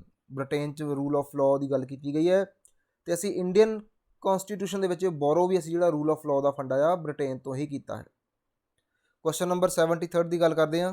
The method of amending the constitution by popular veto is found. ਜਿਹੜਾ ਕਹਿੰਦੇ ਕੌਂਸਟੀਟਿਊਸ਼ਨ ਨੂੰ ਅਸੀਂ ਪੋਪੂਲਰ ਵਿਟੋ ਰਾਹੀਂ ਅਮੈਂਡ ਕਰ ਸਕਦੇ ਹਾਂ, ਇਹ ਕਿਹੜੀ ਕੰਟਰੀ ਦੇ ਵਿੱਚ ਮਿਲਦਾ ਸਾਨੂੰ? ਬ੍ਰਿਟੇਨ ਆਪਸ਼ਨ ਨੰਬਰ ਪਹਿਲਾ ਸਾਡੇ ਕੋਲੇ, ਸਵਿਟਜ਼ਰਲੈਂਡ ਹੋ ਗਿਆ, ਰਸ਼ੀਆ ਹੋ ਗਿਆ ਤੇ ਇੰਡੀਆ ਹੋ ਗਿਆ। ਸਾਨੂੰ ਪਤਾ ਇੰਡੀਆ 'ਚ ਤਾਂ ਇੱਦਾਂ ਦਾ ਕੁਛ ਨਹੀਂ ਹੈਗਾ। ਇਹਦਾ ਜਿਹੜਾ ਸਹੀ ਆਨਸਰ ਹੋਏਗਾ ਸਵਿਟਜ਼ਰਲੈਂਡ, ਆਪਸ਼ਨ ਨੰਬਰ 2। ਸਵਿਟਜ਼ਰਲੈਂਡ ਦੇ ਵਿੱਚ ਪੋਪੂਲਰ ਵਿਟੋ ਮੀਨਸ ਜਿਹੜੇ ਆਮ ਲੋਕ ਆ ਉਹ ਵੀ ਆਪਦੇ ਕੌਂਸਟੀਟਿਊਸ਼ਨ ਨੂੰ ਅਮੈਂਡ ਕਰ ਸਕਦੇ ਆ, ਆਵਾਜ਼ ਚੱਕ ਸਕਦੇ ਆ ਤੇ ਇਹ ਹੋ ਸਕਦਾ। ਅੱਗੇ ਹੈਗਾ ਸਾਡੇ ਕੋਲੇ ਕੁਐਸਚਨ ਨੰਬਰ 74। ਸਟੇਟਮੈਂਟ ਹੈਗੀ which of the following is non transferable attribute of the parliamentary system of the government. ਕਹਿੰਦਾ ਇਹਨਾਂ ਵਿੱਚੋਂ ਕਿਹੜਾ ਜਿਹੜਾ ਨੋਨ ਟਰਾਂਸਫਰੇਬਲ ਆ, ਇਹਨੂੰ ਅਸੀਂ ਟਰਾਂਸਫਰ ਨਹੀਂ ਕਰ ਸਕਦੇ। ਸਭ ਤੋਂ ਪਹਿਲਾਂ ਹੈਗਾ ਜੀ ਫਲੈਕਸੀਬਿਲਿਟੀ ਆਫ ਦਾ ਕੌਂਸਟੀਟਿਊਸ਼ਨ, ਸੈਕੰਡ ਹੈਗਾ fusion of the executive and legislative, third ਹੈਗਾ ਜੁਡੀਸ਼ਰੀ ਸੁਪਰੀਮੇਸੀ ਐਂਡ ਫੋਰਥ ਹੈਗਾ ਪਾਰਲੀਮੈਂਟਰੀ ਸੋਵਰਨਿਟੀ। ਇਹਨਾਂ ਨੇ ਪੁੱਛਿਆ ਕਿ ਪਾਰਲੀਮੈਂਟਰੀ ਸਿਸਟਮ ਕੀ ਆ, ਇੱਕ ਕਿਸਮ ਦੀ ਇਹਦੀ ਸਟੇਟਮੈਂਟ ਦਾ ਕੁਐਸਚਨ ਦਾ ਇਹ ਆ ਸਾਡੇ ਕੋਲ ਜਿਹੜਾ ਸੈਂਸ ਬਣ ਰਹੀ ਹੈ। ਤੇ ਜਿਹੜਾ ਇਹਦਾ ਸਹੀ ਆਨਸਰ ਹੋਏਗਾ ਜੀ fusion of executive and legislature. ਸਾਡੀ ਜਿਹੜੀ ਲੈਜਿਸਲੇਚਰ ਆ, ਲਾਅ ਬਣਾਉਣ ਵਾਲੀ ਬੋਡੀ ਜਿਹੜੀ ਆ, ਜਿਹਨੂੰ ਅਸੀਂ ਲੋਕ ਸਭਾ ਕਹਿੰਦੇ ਆ, ਉਹਦੇ ਵਿੱਚੋਂ ਹੀ ਅਸੀਂ ਗੌਰਮੈਂਟ ਦੀ ਵੀ ਫਾਰਮੇਸ਼ਨ ਕਰਦਾ, ਜਿਹਨੂੰ ਅਸੀਂ ਐਗਜ਼ੀਕਿਊਟਿਵ ਕਹਿ ਦਿੰਦੇ ਹਾਂ। ਠੀਕ ਆ ਜੀ। ਤੇ ਇਹ ਜਿਹੜੀ ਗੌਰਮੈਂਟ ਹੁੰਦੀ ਆ ਇਹ 15% ਹੁੰਦੀ ਆ ਟੋਟਲ ਹਾਊਸ ਦੇ ਮੈਂਬਰਸ ਦਾ। ਕਲੀਅਰ? ਇਹਦੇ ਵਿੱਚ ਪ੍ਰਾਈਮ ਮਿਨਿਸਟਰ ਵੀ ਇਨਕਲੂਡ ਹੀ ਹੁੰਦਾ। ਕੁਐਸਚਨ ਨੰਬਰ ਸਾਡੇ ਕੋਲ ਹੈਗਾ ਜੀ 75। Grass root democracy is related to. ਜਿਹੜੀ ਗ੍ਰਾਸ ਰੂਟ ਡੈਮੋਕ੍ਰੇਸੀ ਆ ਉਹ ਕਾਹਦੇ ਨਾਲ ਰਿਲੇਟ ਕਰਦੀ ਆ? ਡਿਵੈਲੂਏਸ਼ਨ ਆਫ ਪਾਵਰ, ਪਾਵਰ ਨੂੰ ਡਿਵੈਲੂਏਸ਼ਨ ਕਰਨਾ, ਆਪਸ਼ਨ ਨੰਬਰ ਫਸਟ। ਸੈਕੰਡ ਹੈ ਡੀਸੈਂਟਰਲਾਈਜੇਸ਼ਨ ਆਫ ਪਾਵਰ, ਪਾਵਰ ਨੂੰ ਡੀਸੈਂਟਰਲਾਈਜ਼ ਕਰ ਦੇਣਾ। ਆਪਸ਼ਨ ਨੰਬਰ ਥਰਡ ਹੈ ਪੰਚਾਇਤੀ ਰਾਜ ਸਿਸਟਮ ਤੇ ਆਪਸ਼ਨ ਨੰਬਰ 4 ਹੈ ਆਲ ਆਫ ਦਾ ਅਬਵ। ਤੇ ਜਿਹੜਾ ਦਾ ਸਹੀ ਆਨਸਰ ਹੋਏਗਾ ਜੀ ਸਾਡੇ ਕੋਲੇ ਆਲ ਆਫ ਦਾ ਅਬਵ। ਸਾਰੇ ਦੇ ਸਾਰੇ ਹੀ ਸਹੀ ਨੇ। ਚਲੋ ਨੈਕਸਟ ਕੁਐਸਚਨ ਹੈ ਸਾਡੇ ਕੋਲ 76। ਦਾ ਫਰੇਜ਼ ਆ ਕਿਹੜਾ ਜੀ? Equality before law used in the article 14 of the Indian constitution borrowed from. ਕਹਿੰਦੇ ਜਿਹੜਾ ਆਰਟੀਕਲ 14 ਆ, ਦੇਖੋ ਪਹਿਲਾਂ ਤਾਂ ਮੈਂ ਦੱਸਾਂ ਆਰਟੀਕਲ 14 ਕੀ ਆ। ਉਹ ਹੈਗਾ equality before law and equal protection of law. ਠੀਕ ਆ ਜੀ, and equal protection of law, ਇਹ ਪੂਰੀ ਗੱਲ ਆ। ਉਹਦੇ ਵਿੱਚ ਜਿਹੜਾ ਫਸਟ ਪਾਰਟ ਆ ਇਕੁਐਲਿਟੀ ਬਿਫੋਰ ਲਾਅ, ਇਹ ਕਹਿੰਦੇ ਕਿੱਥੋਂ ਬੋਰੋ ਕੀਤਾ ਗਿਆ? ਕੁਐਸਚਨ ਇਹ ਆ ਸਾਡਾ। ਆਪਸ਼ਨ ਸਾਡੇ ਕੋਲ ਹੈਗਾ ਜੀ USA, ਜਰਮਨੀ, ਬ੍ਰਿਟੇਨ, ਗ੍ਰੀਸ। ਤੇ ਜਿਹੜਾ ਇਹਦਾ ਸਹੀ ਆਨਸਰ ਹੋਊਗਾ ਸਾਡੇ ਕੋਲੇ ਬ੍ਰਿਟੇਨ। ਤੇ ਜੇ ਮੈਂ ਦੂਜੀ ਗੱਲ ਕਰਾਂ, ਇਹਦਾ second part equality before law ਤੋਂ ਬਾਅਦ ਹੈਗਾ equal protection of law. Equal protection of law ਅਸੀਂ ਬੋਰੋ ਕੀਤਾ USA ਤੋਂ। ਠੀਕ ਹੈ। ਤੇ ਇਨ ਕੇਸ ਇਸ ਵਾਰ ਪਹਿਲਾ ਕਲੌਜ਼ ਪੁੱਛ ਲਿਆ, ਅਗਲੀ ਵਾਰ ਦੂਜਾ ਪੁੱਛ ਲੈਣ ਤਾਂ ਤੁਹਾਨੂੰ ਆਨਸਰ ਪਤਾ ਹੋਣਾ ਚਾਹੀਦਾ। ਕਲੀਅਰ ਹੈ ਜੀ। ਚਲੋ ਸਾਡੇ ਕੋਲ ਨੈਕਸਟ ਹੈਗਾ 77 question number. Democratic socialism AIIMS at. ਕਹਿੰਦੇ ਜਿਹੜਾ ਡੈਮੋਕ੍ਰੈਟਿਕ ਸੋਸ਼ਲਿਜ਼ਮ ਆ ਉਹਦਾ ਏਮ ਕੀ ਆ? ਠੀਕ ਹੈ ਜੀ। ਆਪਸ਼ਨ ਨੰਬਰ ਫਸਟ ਹੈ ਜੀ bringing about socialism through peaceful means, ਕਿ ਅਸੀਂ ਪੀਸਫੁਲ ਮੀਨ ਦੇ ਨੇ ਜਿਹੜਾ ਸੋਸ਼ਲਿਜ਼ਮ ਉਹਨੂੰ ਬ੍ਰਿੰਗ ਕਰਨਾ, ਨੂੰ ਲੈ ਕੇ ਆਉਣਾ। Bringing about socialism through the violent and peaceful means, violent ਵੀ ਹੋਊਗਾ ਪੀਸਫੁਲ ਵੀ ਹੋਊਗਾ। ਠੀਕ ਹੈ। ਦੇਖੋ ਡੈਮੋਕ੍ਰੈਟਿਕ ਸੋਸ਼ਲਿਜ਼ਮ ਦੀ ਗੱਲ ਹੋ ਰਹੀ ਹੈ। ਠੀਕ ਹੈ। ਉਦੋਂ ਬਾਅਦ ਸਾਡੇ ਕੋਲ ਹੈਗਾ ਜੀ bringing about socialism through the violent means, ਕਿ ਅਸੀਂ ਇਹਨੂੰ ਵਾਇਲੈਂਟ ਰਾਹੀਂ ਕਰਨਾ। ਤੇ ਫੋਰਥ ਹੈਗਾ ਸਾਡੇ ਕੋਲੇ bringing about socialism through the democratic means. ਦੇਖੋ ਸੋਸ਼ਲਿਜ਼ਮ ਦੀ ਵੀ ਗੱਲ ਹੋ ਰਹੀ ਹੈ, ਡੈਮੋਕ੍ਰੈਟਿਕ ਦੀ ਵੀ ਗੱਲ ਹੋ ਰਹੀ ਹੈ, ਤੇ ਇਹ ਕੀ ਹੋਗਾ ਸਾਡੇ ਕੋਲੇ ਡੈਮੋਕ੍ਰੈਟਿਕ ਸੋਸ਼ਲਿਜ਼ਮ। ਤੇ ਸਾਡਾ ਸਹੀ ਆਨਸਰ ਹੋਗਾ option number 4 is the correct answer. Clear ਹੈ ਜੀ। ਚਲੋ ਸਾਡੇ ਕੋਲ 78 ਨੰਬਰ ਕੁਐਸਚਨ ਆ। Which one of the following judgment stated that. ਕਹਿੰਦੇ ਇਹਨਾਂ ਚੋਂ ਕਿਹੜੀ ਇਦਾਂ ਦੀ ਜਜਮੈਂਟ ਆ ਜਿਹਦੇ ਵਿੱਚ ਇਹ ਕਿਹਾ ਗਿਆ ਆ ਕਿ ਸੈਕੂਲਰਿਜ਼ਮ ਐਂਡ ਫੈਡਰਲਿਜ਼ਮ, ਜਿਹੜਾ ਸੈਕੂਲਰਿਜ਼ਮ ਆ ਤੇ ਫੈਡਰਲਿਜ਼ਮ ਆ, ਇਹ ਬੇਸਿਕ ਫੀਚਰ ਆ ਇੰਡੀਅਨ ਕੌਂਸਟੀਟਿਊਸ਼ਨ ਦੇ। ਠੀਕ ਹੈ ਜੀ। ਇਹ ਕੀ ਆ? Basic feature. ਸਾਡੇ ਕੋਲੇ ਪਹਿਲਾ ਆਪਸ਼ਨ ਹੈ ਕੇਸ਼ਵਨੰਦ ਭਾਰਤੀ ਕੇਸ, ਸੈਕੰਡ ਆ ਜੀ SR ਬੁਮਈ ਕੇਸ, ਥਰਡ ਹੈ ਇੰਦਰਾ ਸਾਨੀ ਕੇਸ, ਫੋਰਥ ਹੈ ਸਾਡੇ ਕੋਲੇ ਮਿਨਰਵਾ ਮਿਲਸ ਕੇਸ। ਦੇਖੋ ਇੱਕ ਹੈਗਾ ਸਾਡੇ ਕੋਲ ਬੇਸਿਕ ਸਟਰਕਚਰ। ਵੈਸੇ ਤਾਂ ਮੈਂ ਲਾਸਟ ਕਲਾਸ 'ਚ ਕਾਫੀ ਡਿਟੇਲ 'ਚ ਕਰਵਾਇਆ ਸੀਗਾ। ਬੇਸਿਕ ਸਟਰਕਚਰ ਦਾ ਜਿਹੜਾ ਸਾਡੀ ਟਰਮ ਦੀ ਐਵੋਲਿਊਸ਼ਨ ਹੋਈ ਸੀਗੀ, ਟਰਮ ਨੂੰ ਲੱਭਿਆ ਗਿਆ ਸੀਗਾ ਸਭ ਤੋਂ ਪਹਿਲੀ ਵਾਰ, ਉਹ ਸੀਗਾ ਸਾਡੇ ਕੋਲੇ ਕੇਸ਼ਵਨੰਦ ਭਾਰਤੀ ਕੇਸ 1973। ਇਸ ਟਾਈਮ ਤੇ ਇਸ ਟਰਮ ਨੂੰ ਇਵੋਲਵ ਕੀਤਾ ਗਿਆ ਸੀਗਾ। ਸਭ ਤੋਂ ਪਹਿਲੀ ਵਾਰ ਸੁਪਰੀਮ ਕੋਰਟ ਨੇ ਟਰਮ ਦੀ ਖੋਜ ਕੀਤੀ ਸੀਗੀ ਬੇਸਿਕ ਸਟਰਕਚਰ ਦੀ। ਬੇਸਿਕ ਫੀਚਰ ਜਾਂ ਬੇਸਿਕ ਸਟਰਕਚਰ ਦੀ ਗੱਲ ਕਰਦੇ ਹਾਂ। ਲੇਕਿਨ ਇੱਥੇ ਕੁਐਸਚਨ ਆ ਕਿ ਜਿਹੜੀ ਜਜਮੈਂਟ ਆਈ ਸੀਗੀ ਜਿਹਦੇ ਵਿੱਚ ਸੈਕੂਲਰਿਜ਼ਮ ਤੇ ਫੈਡਰਲਿਜ਼ਮ ਇਹਨੂੰ ਬੇਸਿਕ ਸਟਰਕਚਰ ਕਿਹਾ ਗਿਆ ਸੀਗਾ ਤੇ ਉਹ ਸੀਗਾ SR ਬੁਮਈ ਕੇਸ, ਇਹ ਵਾਲੇ ਦੀ ਗੱਲ ਕਰਦੇ, ਠੀਕ ਹੈ ਜੀ। ਤੇ option number 2 is the correct answer. ਚਲੋ ਅੱਗੇ ਚੱਲਦੇ ਹਾਂ ਸਾਡੇ ਕੋਲੇ question number 79। Universal adult franchises shows that India is a country which is, ਕਹਿੰਦੇ ਕਿ ਜਿਹੜੀ ਯੂਨੀਵਰਸਲ ਅਡਲਟ ਫਰੈਂਚਾਈਜ਼ੀ ਕੀ ਹੁੰਦੀ ਆ, ਉਹ ਇਹ ਦਰਸਾਉਂਦੀ ਆ ਕਿ ਇੰਡੀਆ ਕਿੱਦਾਂ ਦੀ ਕੰਟਰੀ ਆ। ਪਹਿਲਾਂ ਮੈਂ ਦੱਸਾਂ ਕਿ ਯੂਨੀਵਰਸਲ ਅਡਲਟ ਫਰੈਂਚਾਈਜ਼ੀ ਹੁੰਦਾ ਕੀ ਆ। ਇਟ ਮੀਨਸ ਇੱਕ ਪਰਟੀਕੂਲਰ ਏਜ ਤੋਂ ਬਾਅਦ ਐਵਰੀ ਪਰਸਨ, ਦੇਖੋ ਮੈਂ ਏਜ ਕਹਿਤਾ, ਉਹ ਏਜ ਸਾਡੀ ਕੰਟਰੀ ਵਿੱਚ 18+ ਆ, ਮੀਨਸ 18 ਸਾਲ ਤੇ ਉਦੋਂ ਵੱਧ, ਇੱਕ ਟਾਈਮ ਤੋਂ 21 ਸਾਲ ਹੁੰਦੀ ਸੀਗੀ, ਠੀਕ ਹੈ ਜੀ। ਇਹ ਪਰਟੀਕੂਲਰ ਏਜ ਆ ਕਿ ਇਸ ਤੋਂ ਬਾਅਦ ਹਰੇਕ ਇਨਸਾਨ, ਚਾਹੇ ਉਹ ਲੜਕਾ ਲੜਕੀ, ਕਿਸੇ ਵੀ ਰਿਲੀਜਨ ਦਾ, ਕਿਸੇ ਵੀ ਕਾਸਟ ਦਾ, ਕੋਈ ਮਤਲਬ ਨਹੀਂ, ਕਿਤੇ ਵੀ ਰਹਿ ਰਿਹਾ, ਲੇਕਿਨ ਉਹ ਇੰਡੀਅਨ ਸਿਟੀਜ਼ਨ ਹੋਊਗਾ ਤਾਂ ਉਹ ਵੋਟ ਕਰ ਸਕਦਾ, ਠੀਕ ਹੈ ਜੀ। ਇਹਨੂੰ ਅਸੀਂ ਕਹਿੰਦੇ ਆ ਯੂਨੀਵਰਸਲ ਅਡਲਟ ਫਰੈਂਚਾਈਜ਼ੀ। ਸਾਡੀ ਕੰਟਰੀ ਵਿੱਚ ਪਹਿਲਾਂ 21 ਈਅਰ ਏਜ ਹੁੰਦੀ ਸੀਗੀ ਵੋਟਿੰਗ ਦੀ, ਉਹਨੂੰ ਰਿਡਿਊਸ ਕਰਕੇ ਕੀਤਾ ਗਿਆ 18 ਸਾਲ, ਤੇ ਜਿਹੜੀ ਏਜ ਘੱਟ ਕੀਤੀ ਗਈ ਸੀ 61 ਅਮੈਂਡਮੈਂਟ ਦੇ ਵਿੱਚ, ਯਾਦ ਰੱਖਿਓ 61 ਅਮੈਂਡਮੈਂਟ ਦੇ ਵਿੱਚ ਇਹ ਏਜ ਘਟਾ ਕੇ 21 ਤੋਂ 18 ਕੀਤੀ ਗਈ ਸੀਗੀ। ਤੇ ਇਸ ਪ੍ਰੋਸੈਸ ਨੂੰ ਸਾਨੂੰ ਪਤਾ, ਜਿੱਥੇ ਵੋਟਾਂ ਪੈਂਦੀਆਂ ਹੁਣ ਉਹਨੂੰ ਅਸੀਂ ਕੀ ਕਹਿੰਦੇ ਆ ਸੌਰੀ ਡੈਮੋਕ੍ਰੈਟਿਕ ਕੰਟਰੀ, ਠੀਕ ਹੈ ਜੀ। ਤੇ ਸਾਡਾ ਦੇਸ਼ ਕੀ ਹੋਇਆ, ਇੱਕ ਡੈਮੋਕ੍ਰੈਟਿਕ ਕੰਟਰੀ ਹੋਇਆ। ਚਲੋ ਨੈਕਸਟ ਦੇਖਦੇ ਹਾਂ question number 80। Who among the following was not a member of drafting committee, ਜਿਹੜੇ ਸਾਡੇ ਡਰਾਫਟਿੰਗ ਕਮੇਟੀ ਸੀਗੀ ਇੰਡੀਅਨ ਕੌਂਸਟੀਟਿਊਸ਼ਨ ਦੇ ਲਈ, ਇਹਨਾਂ ਵਿੱਚੋਂ ਮੈਂਬਰ ਕੌਣ ਨਹੀਂ ਸੀਗੇ। ਓਕੇ ਜੀ, ਸਾਡੇ ਕੋਲ ਫਸਟ ਆਪਸ਼ਨ ਹੈਗਾ BR ਅੰਬੇਦਕਰ ਜੀ, ਸੈਕੰਡ ਹੈਗਾ ਜੀ ਅਲਾਦੀ ਕ੍ਰਿਸ਼ਨਾ ਰਾਮਸਵਾਮੀ, ਥਰਡ ਹੈਗਾ ਸਾਡੇ ਕੋਲੇ ਰਾਜਿੰਦਰ ਪ੍ਰਸਾਦ, ਤੇ ਫੋਰਥ ਹੈਗਾ ਸਾਡੇ ਕੋਲੇ ਗੋਪਾਲਚਾਰੀ ਅਯਰ ਨਗਰ। ਤੇ ਜੇ ਗੱਲ ਕੀਤੀ ਜਾਵੇ, ਲਾਸਟ ਕਲਾਸ ਦੇ ਵਿੱਚ ਮੈਂ ਐਕਸਪਲੇਨ ਕੀਤਾ ਸੀਗਾ ਕਿ ਜਿਹੜੀਆਂ ਕਮੇਟੀ ਸੀਗੀਆਂ ਮੇਜਰ ਕਮੇਟੀਜ਼, ਉਹਨਾਂ ਦੇ ਹੈੱਡ ਕੌਣ ਸੀਗੇ। ਹੁਣ ਉਹਨਾਂ ਵਿੱਚੋਂ ਕਿ ਆਪਣੇ ਸੀਗੇ ਡਾਕਟਰ ਰਾਜਿੰਦਰ ਪ੍ਰਸਾਦ, ਜਿਹੜੇ ਕਿ ਸਾਡੇ ਪ੍ਰੈਜ਼ੀਡੈਂਟ ਵੀ ਰਹੇ ਆ ਫਸਟ, ਉਹ ਇੱਕ ਕਮੇਟੀ ਦੇ ਹੈੱਡ ਸੀਗੇ। ਓਬਵੀਅਸ ਆ ਉਹ ਡਰਾਫਟਿੰਗ ਕਮੇਟੀ ਦੇ ਮੈਂਬਰ ਨਹੀਂ ਹੋਣਗੇ, ਕਿਉਂਕਿ ਉਹ ਆਲਰੇਡੀ ਕਿਸੇ ਕਮੇਟੀ ਦੇ ਹੈੱਡ ਹੈਗੇ ਆ। ਮੰਨ ਲਓ ਸਾਨੂੰ ਇੱਕ, ਅਸੀਂ ਇਹ ਵੀ ਮੰਨ ਕੇ ਚੱਲਦੇ ਆ ਕਿ ਸਾਨੂੰ ਬਾਕੀ ਮੈਂਬਰਸ ਦਾ ਨਹੀਂ ਵੀ ਪਤਾ, ਲੇਕਿਨ ਸਾਨੂੰ ਇਹ ਤਾਂ ਪਤਾ ਨਾ ਕਿ ਰਾਜਿੰਦਰ ਪ੍ਰਸਾਦ ਇਹ ਨਹੀਂ ਹੋ ਸਕਦੇ, ਤਾਂ ਸਾਡਾ ਆਨਸਰ ਹੋ ਗਿਆ ਆਪਸ਼ਨ ਨੰਬਰ 3 ਕਿ ਰਾਜਿੰਦਰ ਪ੍ਰਸਾਦ ਇਹਦੇ ਮੈਂਬਰ ਨਹੀਂ ਸੀਗੇ ਜੀ। ਬਾਕੀ ਯਾਦ ਕਰ ਲਿਓ ਇਹ 3 ਸੀਗੇ। ਤੇ ਜਿਹੜੀ ਡਰਾਫਟਿੰਗ ਕਮੇਟੀ ਆ ਉਹਦੇ ਹੈੱਡ ਕੌਣ ਸੀਗੇ, ਡਾਕਟਰ BR ਅੰਬੇਦਕਰ ਜੀ। Question number 81। ਆਟੋਕ੍ਰੇਸੀ ਮੀਨਸ, ਕਹਿੰਦੇ ਆਟੋਕ੍ਰੇਸੀ ਦਾ ਕੀ ਮਤਲਬ ਆ। ਰੂਲ ਬਾਏ ਫਿਊ, ਕੁਝ ਲੋਕਾਂ ਦੁਆਰਾ ਰੂਲ ਕਰਨਾ, ਰੂਲ ਬਾਏ ਕਿੰਗ, ਕਿਸੇ ਇੱਕ ਰਾਜੇ ਦੁਆਰਾ ਰੂਲ ਕਰਨਾ, ਉਦੋਂ ਬਾਅਦ ਸਾਡੇ ਕੋਲ absolute rule by 1 autocracy, fourth ਹੈਗਾ rule by the representative of the people. ਇਹ ਤਾਂ ਜੀ ਡੈਮੋਕ੍ਰੇਸੀ ਹੋ ਗਈ ਆ, ਫਿਰ ਇਹ ਤਾਂ ਰਿਹਾ ਹੀ ਨਹੀਂ ਹੈ। ਲੇਕਿਨ ਆਟੋਕ੍ਰੇਸੀ ਕੀ ਆ, ਸਿੰਗਲ ਇਨਸਾਨ ਦੇ ਦੁਆਰਾ ਰੂਲ ਕਰਨਾ, ਉਹ ਹੈਗਾ ਸਾਡੇ ਕੋਲ option number 3 absolute rule by 1, ਇੱਕ ਹੀ ਆਦਮੀ ਦੁਆਰਾ ਰੂਲ ਕੀਤਾ ਜਾਣਾ। 82 ਕੁਐਸਚਨ, ਕੌਂਸਟੀਟਿਊਸ਼ਨਲ ਮੋਨਾਰਕ ਮੀਨਸ, ਕਹਿੰਦੇ ਕੌਂਸਟੀਟਿਊਸ਼ਨ ਵੀ ਆ ਤੇ ਮੋਨਾਰਕ ਵੀ ਆ, ਇਹ ਕੌਣ ਹੁੰਦਾ। ਇਹਦਾ ਆਪਸ਼ਨ ਹੈਗਾ ਸਾਡੇ ਕੋਲ ਫਸਟ ਦ ਕਿੰਗ ਰਾਈਟਸ ਦਾ ਕੌਂਸਟੀਟਿਊਸ਼ਨ, ਕਹਿੰਦੇ ਜਿਹੜਾ ਕਿੰਗ ਆ ਉਹ ਕੌਂਸਟੀਟਿਊਸ਼ਨ ਨੂੰ ਲਿਖ ਰਿਹਾ ਆ। ਸੈਕੰਡ ਆਪਸ਼ਨ ਸਾਡੇ ਕੋਲ ਹੈਗੀ ਆ ਜੀ ਦ ਕਿੰਗ ਇੰਟਰਪ੍ਰੇਟਸ ਦਾ ਕੌਂਸਟੀਟਿਊਸ਼ਨ, ਕਿੰਗ ਇੰਟਰਪ੍ਰੇਟਸ ਕਰੂਗਾ ਕੌਂਸਟੀਟਿਊਸ਼ਨ ਨੂੰ। ਥਰਡ ਸਾਡੇ ਕੋਲ ਆਪਸ਼ਨ ਹੈਗੀ ਆ the king exercise power granted by the constitution, ਕਿ ਕਿੰਗ ਦੀ ਜਿਹੜੀ ਪਾਵਰ ਆ ਉਹਨੂੰ ਦਿੱਤੀ ਕਿਹਦੇ ਦੁਆਰਾ ਜਾਊਗੀ, ਕੌਂਸਟੀਟਿਊਸ਼ਨ ਦੇ ਦੁਆਰਾ। ਫੋਰਥ ਹੈਗਾ the king is elected by the people, ਦੇਖੋ ਕਿੰਗ ਦਾ ਫਿਰ ਇਲੈਕਟਡ ਕੀ ਹੋਊਗਾ, ਤਾਂ ਡੈਮੋਕ੍ਰੇਸੀ ਹੋ ਗਈ, ਇਲੈਕਸ਼ਨ ਆ ਗਿਆ। ਲੇਕਿਨ ਹਾਂ ਜਦੋਂ ਕੌਂਸਟੀਟਿਊਸ਼ਨ ਪਾਵਰ ਦੇਣ ਲੱਗ ਪਏ ਕਿੰਗ ਨੂੰ, ਉਹਨੂੰ ਅਸੀਂ ਕਹਿੰਦੇ ਆ ਕੌਂਸਟੀਟਿਊਸ਼ਨ ਮੋਨਾਰਕ। ਤੇ ਇਹਦਾ ਆਨਸਰ ਹੈਗਾ ਸਾਡੇ ਕੋਲ ਆਪਸ਼ਨ ਨੰਬਰ 3 ਦ ਕਿੰਗ ਐਕਸਰਸਾਈਜ਼ ਪਾਵਰਸ, ਜਿਹੜਾ ਕਿੰਗ ਆ ਉਹ ਪਾਵਰ ਦੀ ਐਕਸਰਸਾਈਜ਼ ਕਰੂਗਾ, ਐਕਸਰਸਾਈਜ਼ ਯਾਨੀ ਕਿ ਐਕਸਰਸਾਈਜ਼ ਦਾ ਮਤਲਬ ਕਿ ਉਹਨੂੰ ਯੂਜ਼ ਕਰੂਗਾ ਜਿਹੜੀਆਂ ਉਹ ਪਾਵਰ ਜਿਹੜੀਆਂ ਕਿ ਕੌਂਸਟੀਟਿਊਸ਼ਨ ਉਹਨੂੰ ਦਊਗਾ। ਕਲੀਅਰ ਹੈ। Question number 83 what is the popular sovereignty, ਕਹਿੰਦੇ ਪੋਪੂਲਰ ਸੋਵਰਨਿਟੀ ਕੀ ਹੈ। ਆਪਸ਼ਨ ਨੰਬਰ ਫਸਟ ਸਾਡੇ ਕੋਲ ਹੈਗਾ ਜੀ sovereignty of the people's representative, ਜਿਹੜੇ ਲੋਕਾਂ ਦੇ ਰਿਪਰੈਜ਼ੈਂਟੇਟਿਵ ਆ ਉਹਨਾਂ ਦੀ ਸੋਵਰਨਿਟੀ। ਉਦੋਂ ਬਾਅਦ ਸਾਡੇ ਕੋਲ ਹੈਗਾ ਜੀ sovereignty of the legal head, ਜਿਹੜੇ ਲੀਗਲ ਹੈੱਡ ਆ ਉਹਨਾਂ ਦੀ ਸੋਵਰਨਿਟੀ। ਫਿਰ ਸਾਡੇ ਕੋਲ ਹੈਗਾ ਜੀ sovereignty of the head of the state, ਜਿਹੜੀ ਸਾਡੀ ਕੰਟਰੀ ਦੇ ਹੈੱਡ ਆ, ਸਟੇਟ ਦੇ ਹੈੱਡ, ਜਿਵੇਂ ਕਿ ਪ੍ਰੈਜ਼ੀਡੈਂਟ ਦੀ ਗੱਲ ਕਰੀਏ ਉਹਨਾਂ ਦੀ ਸੋਵਰਨਿਟੀ। ਤੇ ਫੋਰਥ ਹੈਗਾ ਸਾਡੇ ਕੋਲ ਸੋਵਰਨਿਟੀ ਆਫ ਦਾ ਪੀਪਲ, ਲੋਕਾਂ ਦੀ ਸੋਵਰਨਿਟੀ। ਤੇ ਇਹਦਾ ਜਿਹੜਾ ਸਹੀ ਆਨਸਰ ਹੈ ਸਾਡੇ ਕੋਲ ਹੈਗਾ ਜੀ option number 4 sovereignty of the people. ਚਲੋ ਜੀ 84 number question the idea of parliamentary form, ਜਿਹੜਾ ਆਈਡੀਆ ਆਫ ਪਾਰਲੀਮੈਂਟਰੀ ਫਾਰਮ ਆ ਗੌਰਮੈਂਟ ਦਾ, ਅਸੀਂ ਕਿੱਥੋਂ ਅਡਾਪਟ ਕੀਤਾ, ਵੀ ਕਿਹੜੀ ਕੰਟਰੀ ਵਿੱਚ ਪਹਿਲਾਂ ਇਹ ਸਿਸਟਮ ਚੱਲਦਾ ਸੀਗਾ, ਸਾਨੂੰ ਲੱਗਾ ਕਿ ਸਾਨੂੰ ਉੱਥੋਂ ਬੋਰੋ ਕਰਨਾ ਚਾਹੀਦਾ ਤੇ ਅਸੀਂ ਉੱਥੋਂ ਬੋਰੋ ਕਰ ਲਿਆ। ਠੀਕ ਹੈ, ਹੁਣ ਦੇਖੋ ਜਿਹੜੀ ਕੰਟਰੀ ਸਾਡੇ ਤੇ ਰੂਲ ਕਰਕੇ ਗਈ ਆ ਅਸੀਂ ਉੱਥੋਂ ਹੀ ਸਿੱਖਿਆ ਹੋਊਗਾ ਕਿ ਕੀ ਚੀਜ਼ਾਂ ਅਸੀਂ ਕਰਨੀਆਂ ਆਪਦੀ ਕੰਟਰੀ ਦੇ ਵਿੱਚ, ਦੇਸ਼ ਕਿਵੇਂ ਚਲਾਉਣਾ। ਤੇ ਉਹ ਕਿਹੜੇ ਸੀਗੇ ਜੀ, UK ਵਾਲੇ। ਤਾਂ ਇਹਦਾ ਆਨਸਰ ਕੀ ਹੋਊਗਾ ਆਪਸ਼ਨ ਨੰਬਰ 2 UK। ਇਹ ਆਪਸ਼ਨ ਦੇ ਵਿੱਚ ਤੁਹਾਨੂੰ ਬ੍ਰਿਟੇਨ ਵੀ ਮਿਲ ਸਕਦਾ ਤੇ UK ਵੀ ਮਿਲ ਸਕਦਾ। ਚਲੋ ਜੀ ਅੱਗੇ ਚੱਲਦੇ ਹਾਂ।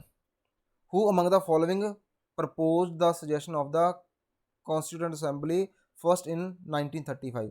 ਠੀਕ ਹੈ ਜੀ, ਇੱਥੇ 1934 ਆਊਗਾ ਵੈਸੇ ਤਾਂ। ਕੀ ਕਹਿੰਦੇ ਉਹ ਕਿਹੜਾ ਇਨਸਾਨ ਸੀਗਾ ਜਿਹਨੇ ਸਭ ਤੋਂ ਪਹਿਲੀ ਵਾਰ ਕੌਂਸਟੀਟਿਊਂਟ ਅਸੈਂਬਲੀ ਦੀ ਡਿਮਾਂਡ ਰੱਖੀ ਸੀਗੀ ਸਭ ਤੋਂ ਪਹਿਲੀ ਵਾਰ। ਠੀਕ ਹੈ ਜੀ, ਆਪਸ਼ਨ ਨੰਬਰ ਫਸਟ ਸਾਡੇ ਕੋਲ ਨਹਿਰੂ ਜੀ, ਦੂਜੇ ਸੀਗੇ ਗਾਂਧੀ ਜੀ, ਥਰਡ ਹੈ ਜੀ JP ਨਾਰਾਇਣ ਜੀ, ਫੋਰਥ ਹੈਗਾ MN ਰॉय ਜੀ। ਤੇ ਜਿਹੜਾ ਦਾ ਸਹੀ ਆਨਸਰ ਹੋਏਗਾ MN ਰॉय was the first person ਜਿਨ੍ਹਾਂ ਨੇ 1934 ਵਿੱਚ ਡਿਮਾਂਡ ਕੀਤੀ ਸੀਗੀ ਕੌਂਸਟੀਟਿਊਂਟ ਅਸੈਂਬਲੀ ਦੀ। 1935 ਦੇ ਵਿੱਚ ਕਾਂਗਰਸ ਨੇ ਇਹਦੀ ਆਫੀਸ਼ੀਅਲ ਡਿਮਾਂਡ ਕਰ ਦਿੱਤੀ ਸੀਗੀ, ਜਿਹੜੀ ਉਸ ਟਾਈਮ ਤੇ ਕਾਂਗਰਸ ਸੀਗੀ। ਉਸ ਤੋਂ ਬਾਅਦ ਫਿਰ ਅਗਸਤ ਆਫਰ ਆਇਆ ਸੀਗਾ ਜੀ। ਠੀਕ ਹੈ, ਇੰਪੋਰਟੈਂਟ ਅਗਸਤ ਆਫਰ 1940 ਦੇ ਵਿੱਚ, 1940 ਵਿੱਚ। ਇਸ ਚੀਜ਼ ਨੂੰ ਧਿਆਨ ਨਾਲ ਨੋਟ ਕਰ ਲਿਓ। ਠੀਕ ਹੈ, ਅਗਸਤ ਆਫਰ ਆਇਆ ਸੀਗਾ। ਇਹ ਉਹ ਆਫਰ ਸੀਗਾ ਜਿਹਦੇ ਵਿੱਚ ਬ੍ਰਿਟਿਸ਼ਰ ਨੇ 1940 ਦੀ ਗੱਲ ਆ ਜੀ, ਸਭ ਤੋਂ ਪਹਿਲੀ ਵਾਰ ਇਸ ਅਸੈਂਬਲੀ ਨੂੰ ਬਣਾਉਣ ਦੀ ਡਿਮਾਂਡ ਨੂੰ ਐਕਸੈਪਟ ਕੀਤਾ ਸੀਗਾ। ਠੀਕ ਹੈ ਜੀ, ਸਭ ਤੋਂ ਪਹਿਲੀ ਵਾਰ। ਹਾਲਾਂਕਿ ਬਣੀ ਸਾਨੂੰ ਪਤਾ ਹੈ 1946 ਦੇ ਵਿੱਚ ਹੀ ਆ, ਲੇਕਿਨ ਐਕਸੈਪਟ ਕੀਤਾ ਗਿਆ ਸਭ ਤੋਂ ਪਹਿਲਾਂ 1940 ਦੇ ਵਿੱਚ ਇਨ ਦਾ ਅਗਸਤ ਆਫਰ। ਚਲਿਏ ਜੀ ਅੱਗੇ, question number 86। Name of the country, ਕਹਿੰਦੇ ਕੰਟਰੀ ਦਾ ਨਾਮ ਬਤਾਓ, ਨਾਮ ਦੱਸੋ from which the constitutional feature of procedure of amendment. ਹਾਂਜੀ, ਅਸੀਂ ਅਮੈਂਡਮੈਂਟ ਜਿਹੜੀ ਕਰਦੇ ਹਾਂ ਸਾਡੇ ਕੌਂਸਟੀਟਿਊਸ਼ਨ ਦੇ ਵਿੱਚ, ਅਸੀਂ ਉਹ ਕਿੱਥੋਂ ਬੋਰੋ ਕੀਤਾ, ਉਹ ਇਹਨਾਂ ਨੇ ਪੁੱਛਿਆ ਹੈ। ਤੇ ਆਪਸ਼ਨ ਸਾਡੇ ਕੋਲ ਹੈਗਾ ਬ੍ਰਿਟੇਨ, ਫਿਰ ਸਾਡੇ ਕੋਲ ਹੈਗਾ ਜੀ ਅਮਰੀਕਾ, ਫਿਰ ਹੈਗਾ ਸਾਊਥ ਅਫਰੀਕਾ, ਫਿਰ ਹੈਗਾ ਜਰਮਨੀ। ਤੇ ਸਾਡਾ ਜਿਹੜਾ ਸਹੀ ਆਨਸਰ ਹੋਏਗਾ ਜੀ ਸਾਊਥ ਅਫਰੀਕਾ, ਆਪਸ਼ਨ ਨੰਬਰ 3। ਦੇਖੋ ਇਹ ਕਾਫੀ ਇੰਪੋਰਟੈਂਟ ਕੁਐਸਚਨ ਹੁੰਦੇ ਇੱਦਾਂ ਦੇ ਕਿ ਕਿਹੜੀ ਅਸੀਂ ਕਿੱਥੋਂ ਕੀ ਬੋਰੋ ਕੀਤਾ, ਇਹਦੇ ਨਾਲ ਦੇ ਕੁਐਸਚਨ ਵੀ ਕਾਫੀ ਵਾਰ ਆ ਰਹੇ ਆ। ਚਲੋ ਅਗਲਾ ਕੁਐਸਚਨ ਦੇਖਦੇ ਹਾਂ। From which of the following country, ਇਹਨਾਂ ਵਿੱਚੋਂ ਕਹਿੰਦੀ ਕਿਹੜੀ ਕੰਟਰੀ ਆ ਜਿੱਥੋਂ ਅਸੀਂ ਕੀ ਇੰਡੀਅਨ ਕੌਂਸਟੀਟਿਊਸ਼ਨ ਦਾ ਜਿਹੜਾ ਫੀਚਰ ਬੋਰੋ ਕੀਤਾ ਹੈ, ਦਾ ਰਿਟਨ ਕੌਂਸਟੀਟਿਊਸ਼ਨ ਵੀ ਲਿਖਿਆ ਹੋਇਆ ਕੌਂਸਟੀਟਿਊਸ਼ਨ। ਤੇ ਇਹਦਾ ਸਾਡੇ ਕੋਲ ਆਪਸ਼ਨ ਹੈਗਾ ਜੀ USSR, UK, USA and Japan. ਅਸੀਂ USA ਤੋਂ ਇਹ ਬੋਰੋ ਕੀਤਾ ਕਿ ਉਹਨਾਂ ਦਾ ਵੀ ਕੌਂਸਟੀਟਿਊਸ਼ਨ ਲਿਖਿਆ ਸੀਗਾ, ਤੇ ਅਸੀਂ ਵੀ ਆਪਦੇ ਕੌਂਸਟੀਟਿਊਸ਼ਨ ਨੂੰ ਲਿਖਾਂਗੇ। ਤੇ ਸਾਡਾ ਆਪਸ਼ਨ ਹੈਗਾ ਜੀ ਥਰਡ USA। ਚਲੋ 88 number question. In which of the following acts, ਇਹਨਾਂ ਵਿੱਚੋਂ ਕਹਿੰਦੇ ਜਿਹੜੇ ਐਕਟ ਦਿੱਤੇ ਗਏ ਆ, the territorial division of the governance in India was done. ਕਿਹਦੇ ਦੁਆਰਾ ਜਿਹੜੀ ਆ ਕਿ ਉਹ ਟੈਰੀਟੋਰੀਅਲ ਡਿਵੀਜ਼ਨ ਕੀਤੀ ਗਈ ਆ of the governance in India. Option number first ਸਾਡੇ ਕੋਲ ਹੈ government of India act 1858। Second option ਆ ਜੀ Indian council act 1861। Third option ਹੈ ਇੰਡੀਅਨ ਕਾਊਂਸਲ ਐਕਟ 1892। ਤੇ ਸਾਡੇ ਕੋਲ ਫੋਰਥ ਆਪਸ਼ਨ ਹੈ ਗਵਰਨਮੈਂਟ ਆਫ ਇੰਡੀਆ ਐਕਟ 1861। ਤੇ ਜਿਹੜਾ ਇਹਦਾ ਸਹੀ ਆਨਸਰ ਹੈ ਉਹ ਸਾਡੇ ਕੋਲ option number first government of India act 1859, ਯਾਦ ਕਰ ਲਿਓ ਜੀ। ਚਲੋ 89 ਨੰਬਰ ਕੁਐਸਚਨ ਹੈ ਸਾਡੇ ਕੋਲੇ। Which of the following act the system of diarchy, ਕਹਿੰਦੇ ਇਹਨਾਂ ਵਿੱਚੋਂ ਕਿਹੜਾ ਐਕਟ ਆ ਜਿਹਨੇ ਕਿ ਸਿਸਟਮ ਆਫ ਡਿਆਰਕੀ, ਇਹਨੂੰ ਡਿਆਰਚੀ ਵੀ ਕਹਿੰਦੇ ਆ, ਡਿਆਰਕੀ ਵੀ ਕਹਿੰਦੇ ਆ, was introduce as the centre level ਤੇ ਕਿਹੜੇ ਐਕਟ ਨੇ ਇਹਨੂੰ ਇੰਟਰੋਡਿਊਸ ਕੀਤਾ ਸੀਗਾ। ਸਾਡੇ ਕੋਲ ਆਪਸ਼ਨ ਹੈ ਜੀ 1909 ਵਾਲਾ ਐਕਟ, 1919 ਵਾਲਾ ਐਕਟ, 1935 ਵਾਲਾ ਤੇ 1947 ਵਾਲਾ ਐਕਟ। ਦੇਖੋ ਜਿਹੜੀ ਡਿਆਰਕੀ ਆ ਸਭ ਤੋਂ ਪਹਿਲਾਂ ਇਹ ਪ੍ਰੋਵਿੰਸ਼ੀਅਲ ਲੈਵਲ ਤੇ ਆਈ ਸੀਗੀ, ਮੀਨਸ ਉਸ ਟਾਈਮ ਦੀ ਸਟੇਟ ਦੇ ਲੈਵਲ ਤੇ ਆਈ ਸੀਗੀ, ਤੇ ਇਸ ਨੂੰ ਸਟਾਰਟ ਕੀਤਾ ਗਿਆ ਸੀਗਾ 1919 ਵਾਲੇ ਐਕਟ ਦੇ ਥਰੂ ਸਭ ਤੋਂ ਪਹਿਲੀ ਵਾਰ। ਲੇਕਿਨ ਫਿਰ 1935 ਵਾਲੇ ਐਕਟ ਦੇ ਵਿੱਚ ਇਹਨੂੰ ਅਸੀਂ, ਠੀਕ ਹੈ ਜੀ, 1935 ਵਾਲੇ ਐਕਟ ਦੇ ਵਿੱਚ, ਇੱਕ ਮਿੰਟ, 1935 ਵਾਲੇ ਐਕਟ ਦੇ ਵਿੱਚ ਇਹਨੂੰ ਅਸੀਂ ਸਟੇਟ 'ਚੋਂ ਖਤਮ ਕਰਤਾ, ਲੇਕਿਨ ਸੈਂਟਰ ਦੇ ਵਿੱਚ ਇੰਟਰੋਡਿਊਸ ਕਰਤਾ ਸੀਗਾ। ਸੈਂਟਰ ਮੀਨਸ ਦਿੱਲੀ ਦੇ ਵਿੱਚ। ਤਾਂ ਇਟ ਮੀਨਸ ਇਸ ਕੁਐਸਚਨ ਨੇ ਪੁੱਛਿਆ ਕਿੱਥੇ ਆ ਕਿ ਕਿੱਥੇ ਇਹਨੂੰ ਫੋਲੋ ਕੀਤਾ ਗਿਆ ਸੀਗਾ, ਸੈਂਟਰ 'ਚ। ਤੇ ਸੈਂਟਰ 'ਚ ਕਦੋਂ ਇੰਟਰੋਡਿਊਸ ਹੋਈ ਸੀਗੀ 1935, 1935 ਵਾਲੇ ਐਕਟ ਦੇ ਵਿੱਚ। ਤੇ option number 3 is the correct answer. ਚਲੋ ਜੀ 90 ਨੰਬਰ ਕੁਐਸਚਨ ਦੇਖਦੇ ਹਾਂ। Who was the first chairman of the Indian constitution drafting committee. ਜਿਹੜੀ ਇੰਡੀਅਨ ਸਾਡੀ ਕੌਂਸਟੀਟਿਊਸ਼ਨ ਉਹਦੀ ਡਰਾਫਟਿੰਗ ਕਮੇਟੀ ਹੈ ਜੀ, ਡਰਾਫਟਿੰਗ ਕਮੇਟੀ, ਉਹਦੇ ਹੈੱਡ ਕੌਣ ਸੀਗੇ? ਵੈਰੀ ਈਜ਼ੀ, ਬਹੁਤ ਵਾਰ ਕਰ ਚੁੱਕੇ ਹਾਂ। ਕੌਣ ਹੈ ਜੀ? ਡਾਕਟਰ BR ਅੰਬੇਦਕਰ ਜੀ। ਚਲੋ ਅੱਗੇ ਚੱਲਦੇ ਹਾਂ। 91 ਕੁਐਸਚਨ, 91st।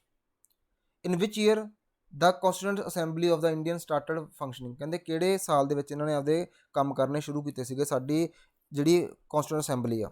ਆਪਸ਼ਨ ਹੈ ਸਾਡੇ ਕੋਲੇ 1945, 1945, 46, 1946, 47, 1947 ਤੇ 1948, 1948। ਠੀਕ ਹੈ ਜੀ। ਮੈਂ ਦੱਸਿਆ ਸੀਗਾ ਕਿ ਜਿਹੜੀ ਇਹ ਅਸੈਂਬਲੀ ਆ ਇਹ ਕੈਬਨਿਟ ਮਿਸ਼ਨ ਦੇ ਅੰਡਰ ਬਣੀ ਸੀਗੀ 1946 ਦੇ ਵਿੱਚ। ਇਹਨੇ ਆਪਦੀ ਫਸਟ ਮੀਟਿੰਗ ਕੀਤੀ ਸੀਗੀ 9 ਦਸੰਬਰ 1946 ਦੇ ਵਿੱਚ। ਇਟ ਮੀਨਸ ਇਹਨੇ ਆਪਦਾ ਕੰਮ ਕਦੋਂ ਸ਼ੁਰੂ ਕੀਤਾ ਸੀਗਾ? 9 ਦਸੰਬਰ 1946 ਦੇ ਵਿੱਚ। ਤੇ ਆਪਸ਼ਨ ਸਾਡੇ ਕੋਲ ਹੈਗਾ ਆਪਸ਼ਨ ਨੰਬਰ 2 1946, 1946। ਨੈਕਸਟ ਸਾਡੇ ਕੋਲ ਹੈਗਾ 92 ਨੰਬਰ ਕੁਐਸਚਨ। ਦਾ ਕੌਂਸਟੀਟਿਊਸ਼ਨ, ਜਿਹੜਾ ਕਹਿੰਦੇ ਕੌਂਸਟੀਟਿਊਸ਼ਨ ਆ ਉਹਦੇ ਅੱਗੇ ਸਾਨੂੰ ਫਿਲ ਇਨ ਦਾ ਬਲੈਂਕਸ ਦਿੱਤੀਆਂ ਗਈਆਂ, ਅਸੀਂ ਦੇਖਦੇ ਹਾਂ ਕੀ ਭਰਨਾ। ਤੇ is silent on the president's re-election of the office. ਕਹਿੰਦਾ ਜਿਹੜਾ ਪ੍ਰੈਜ਼ੀਡੈਂਟ ਦਾ ਰੀ-ਇਲੈਕਸ਼ਨ ਹੁੰਦਾ ਉੱਤੇ ਸਾਇਲੈਂਟ ਆ, ਕੁਝ ਨਹੀਂ ਕਹਿ ਰਿਹਾ।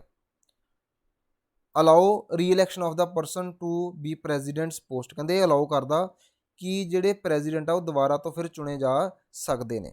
ਠੀਕ ਹੈ ਜੀ। ਅੱਗੇ ਦੇਖਦੇ ਹਾਂ, ਸਾਡੇ ਕੋਲ ਆਪਸ਼ਨ ਨੰਬਰ ਤੀਜਾ ਕੀ ਕਹਿੰਦਾ, restricts a person to remain president for only 2 terms.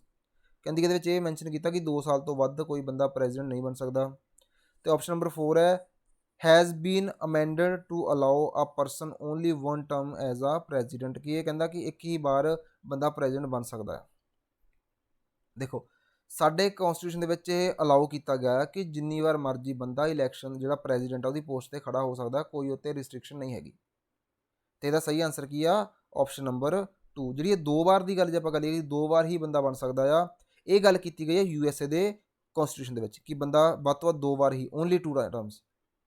ਠੀਕ ਹੈ, ਜੇ USA ਦੀ ਗੱਲ ਹੁੰਦੀ ਫਿਰ ਸਾਡੀ ਥਰਡ ਸਟੇਟਮੈਂਟ ਸਹੀ ਹੋਣੀ ਸੀ, in the case of USA। ਚਲੋ ਅੱਗੇ ਚੱਲਦੇ ਹਾਂ, question number 93। Which of the following act introduce separate electorates. ਇਹਨਾਂ ਚੋਂ ਕਹਿੰਦੇ ਕਿਹੜੇ ਐਕਟ ਦੇ ਵਿੱਚ ਸੈਪਰੇਟ ਇਲੈਕਟੋਰੇਟ ਇੰਟਰੋਡਿਊਸ ਕੀਤਾ ਗਿਆ ਸੀਗਾ ਮੁਸਲਿਮਸ ਦੇ ਲਈ। ਸੈਪਰੇਟ ਇਲੈਕਟੋਰੇਟ ਮੀਨਸ ਇੱਕ ਏਰੀਆ ਦੇ ਵਿੱਚੋਂ ਜਿਹੜੇ ਮੁਸਲਿਮਸ ਆ ਉਹੀ ਕੈਂਡੀਡੇਟ ਹੋਣਗੇ ਤੇ ਮੁਸਲਿਮਸ ਹੀ ਵੋਟਰ ਹੋਣਗੇ, ਇਹਨੂੰ ਅਸੀਂ ਕਹਿੰਦੇ ਹਾਂ ਸੈਪਰੇਟ ਇਲੈਕਟੋਰੇਟ। ਫਸਟ ਟਾਈਮ ਜਿਹੜਾ ਇੰਟਰੋਡਿਊਸ ਕੀਤਾ ਗਿਆ ਸੀਗਾ ਮੁਸਲਿਮਸ ਦੇ ਲਈ ਹੀ ਕੀਤਾ ਗਿਆ ਸੀਗਾ। ਠੀਕ ਹੈ ਜੀ। ਤੇ ਇਹਨੂੰ ਇੰਟਰੋਡਿਊਸ ਕੀਤਾ ਗਿਆ ਸੀਗਾ 1909 ਵਾਲੇ ਐਕਟ ਦੇ ਵਿੱਚ, ਤੇ ਸਾਡਾ ਜਿਹੜਾ ਸਹੀ ਆਨਸਰ ਹੋਊਗਾ ਐਕਟ ਆਫ 1909। ਉਸ ਤੋਂ ਬਾਅਦ ਇਹ ਸਿੱਖਾਂ ਦੇ ਲਈ, ਐਂਗਲੋ ਇੰਡੀਅਨਸ ਵਗੈਰਾ ਸਭ ਦੇ ਲਈ ਲੈ ਕੇ ਆਂਦਾ ਗਿਆ ਸੀਗਾ। ਠੀਕ ਆ, ਉਹ ਲਿਆਂਦਾ ਗਿਆ ਸੀਗਾ 1919 ਵਾਲੇ ਐਕਟ ਦੇ ਵਿੱਚ। ਚਲੋ ਨੈਕਸਟ ਕੁਐਸਚਨ ਹੈ ਸਾਡੇ ਕੋਲੇ, which type of the democracy do we follow in India. ਕਹਿੰਦੇ ਇੰਡੀਆ ਦੇ ਵਿੱਚ ਕਿਹੜੀ ਤਰ੍ਹਾਂ ਦੀ ਡੈਮੋਕ੍ਰੇਸੀ ਚੱਲ ਰਹੀ ਹੈ ਸਾਡੇ ਕੋਲ। ਠੀਕ ਹੈ ਜੀ। ਸਭ ਤੋਂ ਪਹਿਲਾਂ ਹੈਗਾ ਡਾਇਰੈਕਟ ਡੈਮੋਕ੍ਰੇਸੀ, ਸੈਕੰਡ ਹੈਗਾ ਪ੍ਰੈਜ਼ੀਡੈਂਸ਼ੀਅਲ, ਥਰਡ ਹੈਗਾ ਰਿਪਰੈਜ਼ੈਂਟੇਟਿਵ, ਫੋਰਥ ਹੈਗਾ ਡਿਕਟੇਟਰਸ਼ਿਪ। ਦੇਖੋ ਡਿਕਟੇਟਰਸ਼ਿਪ ਤਾਂ ਸਾਨੂੰ ਪਤਾ ਨਹੀਂ ਹੈਗੀ ਬਿਲਕੁਲ ਵੀ, ਡਾਇਰੈਕਟ ਵੀ ਨਹੀਂ ਕੰਮ ਕਰ ਰਹੀ, ਪ੍ਰੈਜ਼ੀਡੈਂਟ ਵੀ ਨਹੀਂ ਕਰ ਰਹੀ, ਤੇ ਕਿਹੜੀ ਕਰ ਰਹੀ ਹੈ ਜੀ, ਰਿਪਰੈਜ਼ੈਂਟੇਟਿਵ ਡੈਮੋਕ੍ਰੇਸੀ। ਤੇ ਪ੍ਰੈਜ਼ੀਡੈਂਸ਼ੀਅਲ ਡੈਮੋਕ੍ਰੇਸੀ ਹੈਗੀ ਆ USA ਦੇ ਵਿੱਚ, ਤੇ ਡਾਇਰੈਕਟ ਹੈਗੀ ਆ ਸਵੀਡਨ ਦੇ ਵਿੱਚ। ਕਲੀਅਰ ਹੈ ਜੀ। 95 number question, the chairman of the drafting committee of the constitution assembly, ਫਿਰ ਰਿਪੀਟ ਹੋ ਗਿਆ ਜੀ, ਡਰਾਫਟਿੰਗ ਕਮੇਟੀ ਦੇ ਹੈੱਡ ਕੌਣ ਸੀਗੇ, very easy, doctor BR Ambedkar ji. Option number 3 is the correct answer. 96 number question, Indian constitution ਕਦੋਂ ਫੋਰਸ 'ਚ ਆਇਆ, ਕਦੋਂ ਇਹਦੀ ਕਮੈਂਸਮੈਂਟ ਹੋਈ, ਆਪਾਂ ਪਹਿਲਾਂ ਵੀ ਕਰਕੇ ਹਟੇ ਹਾਂ, ਤੇ ਆਨਸਰ ਕੀ ਹੈ ਜੀ ਇਹਦਾ 26 ਜਨਵਰੀ 1950, 26 ਜਨਵਰੀ 1950। ਠੀਕ ਆ, ਇਹਦੇ ਨਾਲ ਹੀ ਅੱਜ ਦੀ ਵੀਡੀਓ ਕੰਪਲੀਟ ਹੁੰਦੀ ਹੈ ਜੀ। ਉਮੀਦ ਹੈ ਤੁਹਾਨੂੰ ਕਾਫੀ ਅੱਛੀ ਲੱਗੀ ਹੋਗੀ ਤੁਹਾਨੂੰ ਵੀਡੀਓ। ਠੀਕ ਹੈ ਜੀ। ਤੇ ਜੇ ਤੁਸੀਂ ਇਸ ਵੀਡੀਓ ਦਾ PDF ਵੀ ਚਾਹੁੰਦੇ ਹੋ, ਠੀਕ ਹੈ, 1-2 ਬੱਚਿਆਂ ਦੀ ਮੈਨੂੰ ਡਿਮਾਂਡ ਵੀ ਆਈ ਹੈ, ਤੇ ਤੁਸੀਂ ਮੇਰਾ ਇੱਕ ਚੈਨਲ ਹੈ ਜੀ ਟੈਲੀਗ੍ਰਾਮ 'ਤੇ, ਫਤਿਹ ਸਰ। ਠੀਕ ਹੈ ਜੀ। ਅਤੇ ਉਸ ਚੈਨਲ ਦਾ ਮੈਂ ਜਿਹੜਾ ਲਿੰਕ ਆ ਉਹ ਡਿਸਕ੍ਰਿਪਸ਼ਨ 'ਚ ਦਿੱਤਾ ਹੁੰਦਾ, ਤੁਸੀਂ ਉੱਥੇ ਜਾ ਸਕਦੇ ਹੋ, ਉਸ ਚੈਨਲ ਨੂੰ ਜੁਆਇਨ ਕਰ ਲਓ, ਤੇ ਉਹਦੇ 'ਤੇ ਮੈਂ ਇਹ ਜਿਹੜੀਆਂ ਆਪਣੀਆਂ ਇਹਦੀਆਂ PDFs ਆ, ਇਹਦੇ ਕੁਐਸਚਨਸ ਦੀ, ਉਹ ਮੈਂ ਪਾ ਦਿੰਦਾ ਹੁੰਦਾ। ਠੀਕ ਹੈ। ਤੇ ਜੇ ਕੋਈ ਹੋਰ ਕੁਐਰੀ ਚਾਹੀਦੀ ਹੈ ਤਾਂ ਮੇਰਾ ਨੰਬਰ ਦਿੱਤਾ ਗਿਆ, ਤੁਸੀਂ ਇੱਥੇ ਮੈਨੂੰ WhatsApp ਕਰਕੇ ਵੀ ਪੁੱਛ ਸਕਦੇ ਹੋ, ਜਾਂ ਕੋਈ ਕਾਲ ਵੀ ਕਰ ਸਕਦੇ ਹੋ, ਕਿਸੇ ਵੀ ਤਰ੍ਹਾਂ ਦੀ ਤੁਹਾਨੂੰ ਇਹਦੇ ਬਾਰੇ ਇਨਫੋਰਮੇਸ਼ਨ ਚਾਹੀਦੀ ਹੋਵੇ। ਠੀਕ ਹੈ ਜੀ। ਓਕੇ ਜੀ। ਜੇ ਵੀਡੀਓ ਵਧੀਆ ਲੱਗੀ ਤਾਂ ਚੈਨਲ ਨੂੰ ਸਬਸਕ੍ਰਾਈਬ ਜ਼ਰੂਰ ਕਰੋ ਜੀ, ਲਾਈਕ ਕਰੋ ਵੀਡੀਓ ਨੂੰ, ਕਮੈਂਟ ਕਰੋ, ਤੇ ਆਪਣੇ ਦੋਸਤਾਂ ਨਾਲ ਸ਼ੇਅਰ ਜ਼ਰੂਰ ਕਰੋ ਜੀ। ਓਕੇ ਜੀ, thank you, have a good day.